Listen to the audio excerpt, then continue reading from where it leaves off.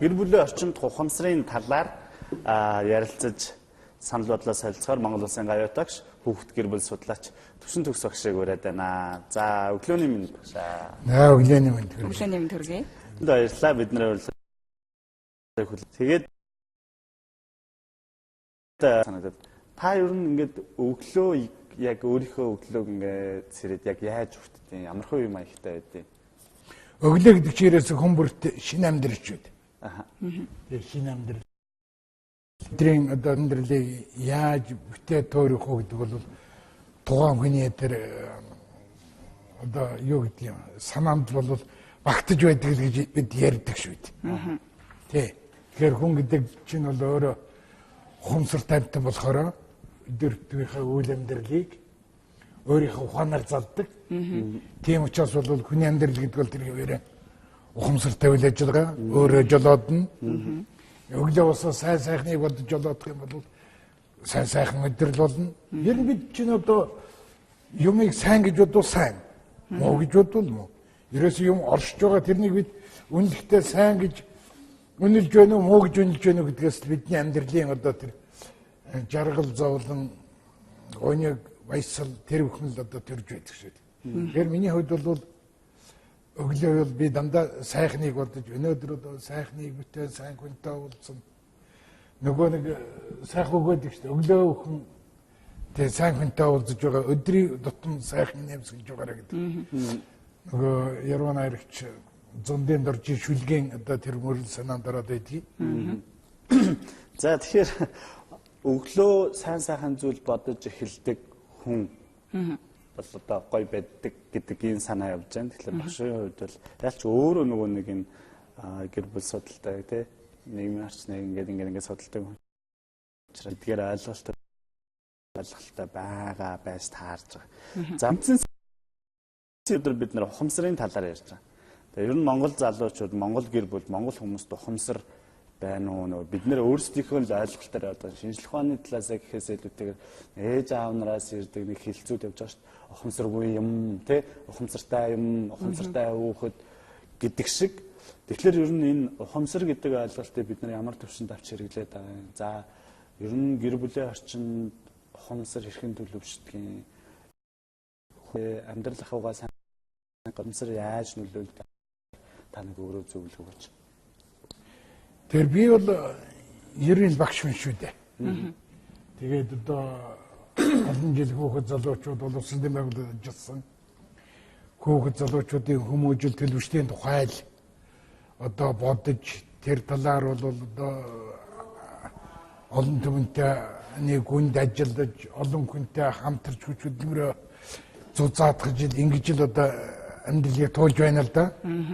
Тэгэхээр ухамсарын тухай ярихдаа би нэг хэр сэтгэл зүйн талаас нь гүн ухааны том одоо онол дүгэлтийн талаас нь аль эсвэл хүний одоо зөв бэлийг одоо тэр талаас нь нэг яриад байх л одоо тийм сайн биш. Ер нь бол хүний өдөртвийн амьдрал ялангуяа хүүхд залуучуудын хүмүүжил төлөвшөлт ухамсар гэдэг юм чинь юу юм бэ гэдэг талаар зүгээр надад өөрийн тогтц үзэл бодол бий л дээ.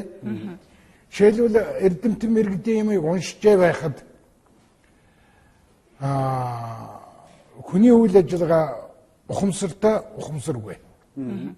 Ухамсартай нь бол ингээд хүний нүдэнд харагдаад байдаг. Үйл ажиллагааны цаад нүдэнд харагдахгүй дүр зураг гэж хэлж болох. Ухамсаргүй гэдэг нь бол ерөөсө хүмүүрийн далд ухамсар. Далд оюун бэлгийн цаад зөм бэлгээр зүүдээр одоо юу гэдгийг мэдрэмжээр илэрч байдаг ийм зүйл.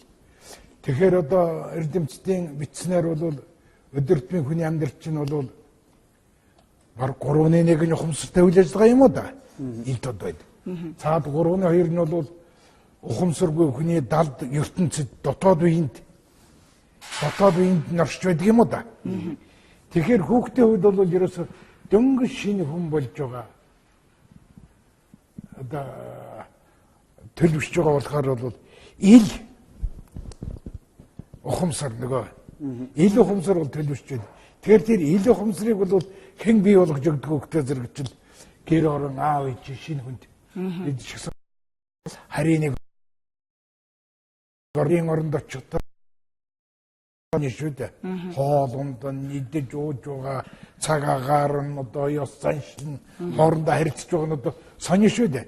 Тэгэл нэг хэсэг байсны дараагаар бол бид тэр орны тэр үндэсний тэр юм дасчихдагтай адилхан шинэ хүн манай хорвоод манай дэлхийд мэдлээ манай гэр бүл мэдлээ тэгэл явандаа дасаад 4 5 жил болох чинь жигтэй сайхан төлөвчгсөн одоо хүн болох шүү дээ. Тэгэхээр тэр хүнийг яаж ухаан бодол суулгахгүй гэдэг чинь тэгэл ухамсар юм л да. Тийм учраас чиний үйлдэл чинь бол ухамсартай бодлоготой үйл ажиллагаа байна. Чи энийг ухаарч хийж байна. Гэдэг үднээс л одоо яас ухамсаргүй юм. Яас одоо тийм ухамсар муутай юм. Гэсэн ийм л яриа гардаг юм бол одоо. Ингэж л боддог шүү дээ. Гэр бүл бие бол зүгээр хувьд шүү дээ. Залуучууд бид нар гэр бүлийнхээ орчинд ер нь ямар ах хэвтэй мэдээж одоо бид нар бүгдээрээ л таагч гэлт үе үеийн аав ээж нар бол өөрийн хүүхдийг сайн сайхан байгаасаа за өөрсдийнхөө одоо ярьдаг хэлцээрээ бол ухамсартай хүн болоосаа гэж боддог. Тэгэхээр тийм хүн байлгахын тулд ер нь гэр бүлийн орчинд ямар ах хэвтэй юм бэ? Тэгэхээр энэ би сая л чинь бол шинэ хүн чинь амьдрал байгаа шүү дээ. Дандаа шинэ юмд тулгарч байгаа. Тулгарч нь алдаж болно, нонож болно. Зарим нэг нь бол одоо энэ халуун юм байна, энэ бол хөөтийн юм байна, энэ бол хурц өнөртэй юм. Бүгд л ухаарч байгаа шүү дээ.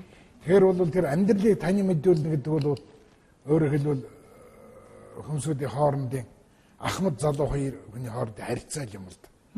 Тэгээ нэг ухамсар төлөвшөх гэдэг юм чинь бол үндсэндээ бол харилцаа гэдэг том хичээлээр нөгөө юу гэдэг юм бэ? Туршлагатай ахмад хүн туршлагатай шинэ залуу хүн хоёрын хоорондын харилцаагаар илэрч байна. Тэгэхээр гэр бүлийн амьдралд байгаа тэр харилцаа бол тэр хэвээрээ ухамсар суулгадаг хичээл, өдөртмөн амьдралыг авчуудаг ухаарал, төлөвшил одоо юу гэдэг юм бэ? Хүний одоо манай монголчуудын хэлбэл хүмүүжил юм л да. Тэгэхээр ямар гэр бүлд хүн өсөж төрсөн яг л тийм хүмүүжил, тийм ухамсар авна. Тийм бидтэй. Энэ бүр яг ингээд багшаа бүр өндөр хамааралтай гэр бүл зэрэгээр. Одоо тэр их бичгийн хүн Кэберт гэдэг хүн нэг аав гэдэг чинь 100 багштай тэнцэнэ гэж хэлсэн байд. Өчигдөр би 90 биш 100 багштай гэж биш. Өчигдөр би Эрдэмтэн зохиолч Жовын өдрийн сан дээр бичсэн нийтлийг уншиж байлаа. Цэндижов зохиолч нэг юм 100 багштай тэнцэнэ гэж. Тэгэхээр тэр эмгэл өвгдийн хооронд байгаа юу хажууд байгаа хүүхэд бол жигтэйхэн сайхан төлөв, тахимдуу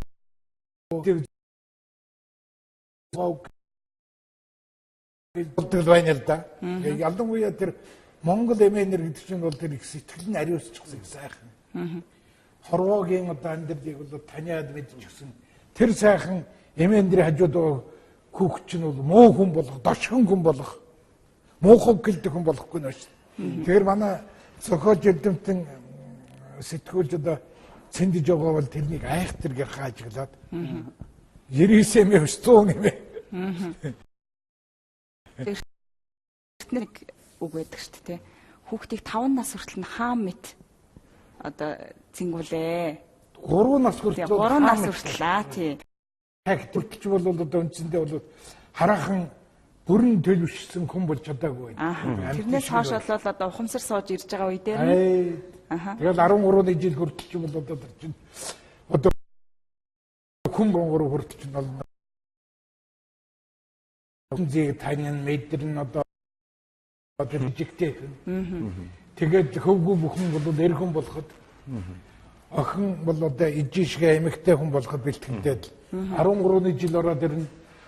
Өөрөө бие даасан хүн болоод л одоо ингээ яадгийг. Тэр чи айлын охин руу хараа, тэр чи айлын хүү рүү хараа, тэр чи найзтайгаа харилцаад, тэр чи одоо нийгмийн би бол одоо нийгмийн бие даасан гишүүн гэдгээ мэдрээд ингээл төлөвшөж яваад байгаа. Тэгэхээр ч юм бол саяын одоо солонгой хэлдэг зөвлөдөө.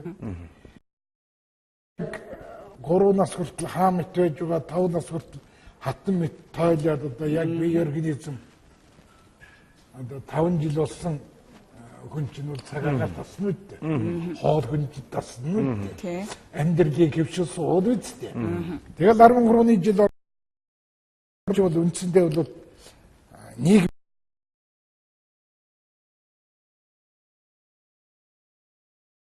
хөвчлээ одоо. Нас гэж нэг сөрхий үе байна. Тэр чил одоо эхэлж байгаа. Одоо тэр нэг 13 нас ч хоошоо одоо ер нь ямар ухамсар төлөвшүүлэхэд юуг анхаарах хэвтэй. Одоо өсвөр насны хүүхдүүдтэй ээж аваад олон үзэж байгаа бах тий. Тэгэхээр бид чинь одоо сая үгийг хэлье. 3 хүртэл хаа мэттак гэсэн тийм үү? 5 хүртэл хатан мэт тойл гэсэн. 13-ны жил орох хүртэл юм уу одоо үндсэндээ тэр өсвөр наснаас олох хүртэл харц мэт дагууж сурах гэдэг. Харц мэт. Тэгээд 13-ны жил ороод бие хүн төлөвшөөд ирэхийн цагаас хань мэт зүйл гэж. Хань мэт одоо тэр бол төрч том хүн болцсон авахгүй. Загнаад арга хэмжээ аваад энэ төр байхгүй байна шүү дээ. Хүнд итгэлтэй харьцах хэрэгтэй. Хүнийх нь хувьд хүнд итгэлтэй харьцах. Ингээд л эртэл чинь 18 хүрээж явчихна. Одоогийн Монголын хууль тогтоомжоор бол тэр чинь цэрэг далуу хаажих бололцоо. Аавынхаа гэр тогтгоо байжна. Хонхоотой болон аж ахуйн одоо гэрээ хийгээ бие даасан хөдөлмөрт ороод явчихна. Тэр үеийн хуулиар бол 18 наснаас гэрлэх болцоод. За тэгэхээр яг 18-нд гэрэл гэж байгаа хэрэг биш л дээ. Би организм одоо тэр юм нь бол за тэгээд 18 хүрлээ бол одоо юу гэдгийг ямар нэгэн хариуцлагагүй л байна. Гэрэг энтер гэвэл аав ээжээс илүү хариуцлага бий дааж байна. Ингээд өөрөөр хэлбэл тэр эргэн төлөвшөх рүү бол ингэж төлөх гээгүйтгэн оруулах биш. Аажмаар 13-аас наснаас 18 нас 5-6 жил зугуух бэлтгэж байгаад дасгаж байгаад тэгэл одоо 18 хүрлээ дээд сургуульд орлоо, цэрэгт явлаа, ажил хийлээ, гадаад сурлаа. Тийм үү? Тэгэл одоо тэр хүн чинь өөр амьдралын зам мөртөл ороо явж шít. Тэгэхээр одоо үндсэндээ бол хүн дахин төрөх гэж ярьдаг юм л да. Өөрөөр хэлбэл нийгмийн хүн болж.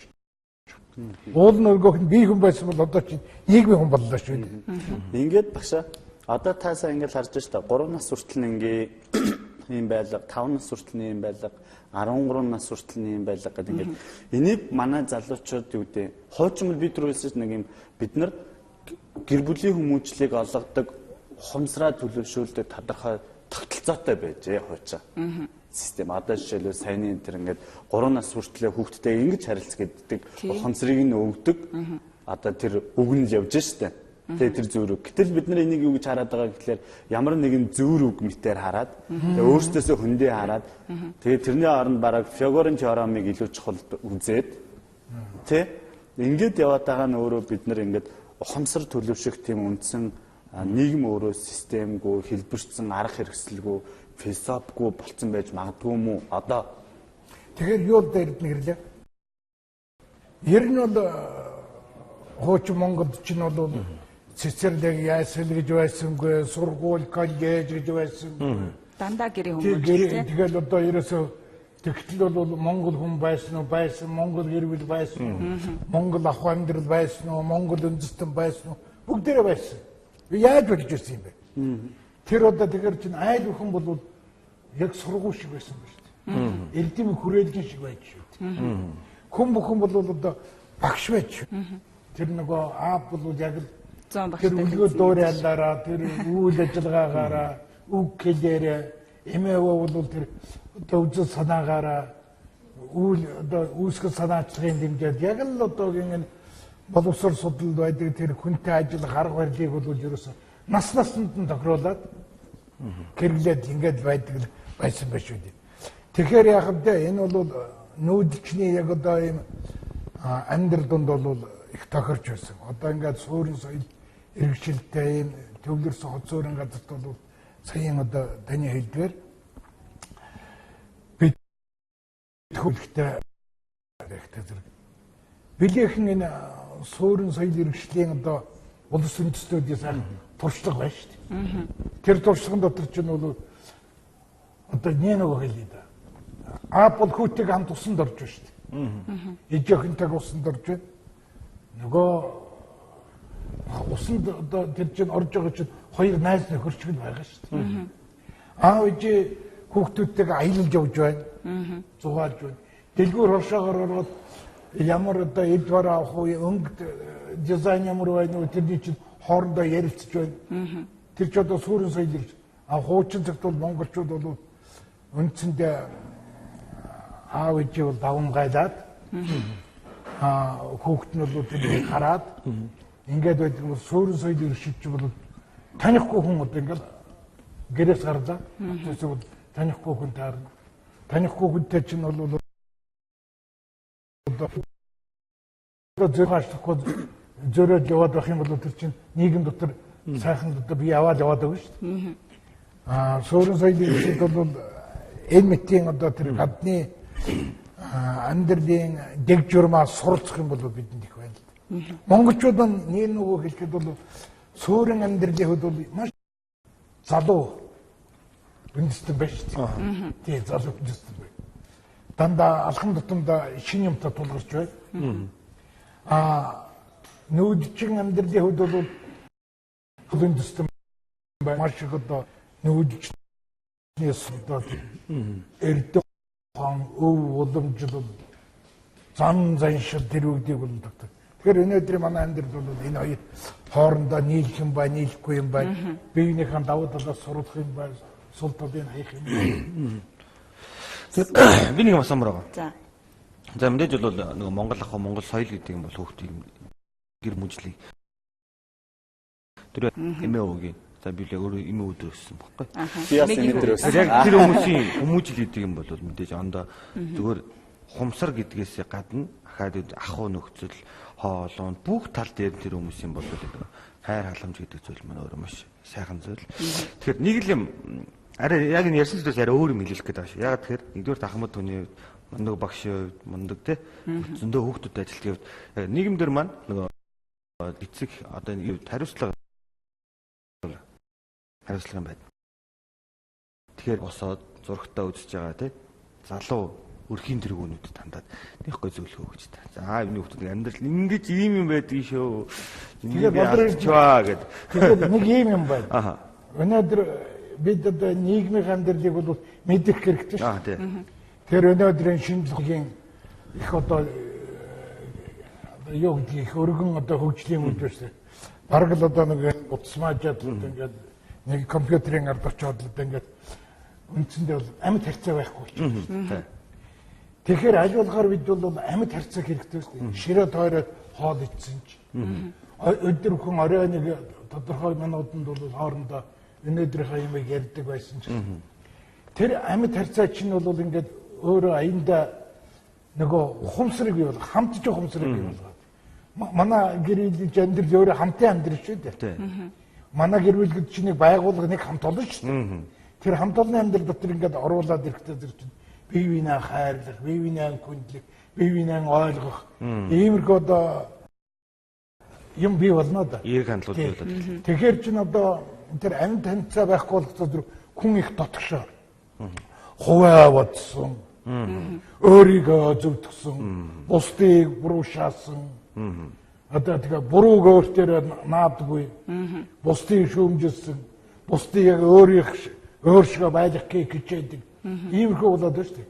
Тэгэхээр манай амьдралын одоо тэр байгаа тэр амин чүнцэл энэ амьд харьцаа хүмүүн хоорондын тэр хоорондын нэг тийм нэг элэгсэг биеийн хүндсэн одоо тэр ёс заншил бий болох тэр юм нь бол ингээд дутагдаад байна. Тэгэхээр энэ цаг үеийн чинь зовлон юм л да. Хуучин цаг тэр чинь тэртээ дэргүү зовлонгоо эмээвэтэг чөлөөтэй харьцсан тийм үстэй. Амьд харьцаа бол бас юм утас самардж явах юм бол байхгүй шүү дээ. Тэгэхээр бол тэр чинь хүмүүжил төлөвшөл хараа аяндаа сайхан. Тэгэхээр өнөөдрийн бидний амьдралд бол бодлоготойгоор зориуд ухамсартаа ухаалаг эрдэмлэг үйл ажиллагаа гэр бүлийн амьдрал. Тэгвэл ч бас манай залуу аав ээжийн өхөн бол хүүхдтэйгээ төрөх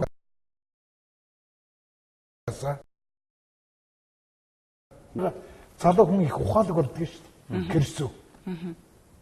Ер нь багш сая ингээд тайлж байна. Герман намын эрдэмтэн Геберт. Тий. Геберт.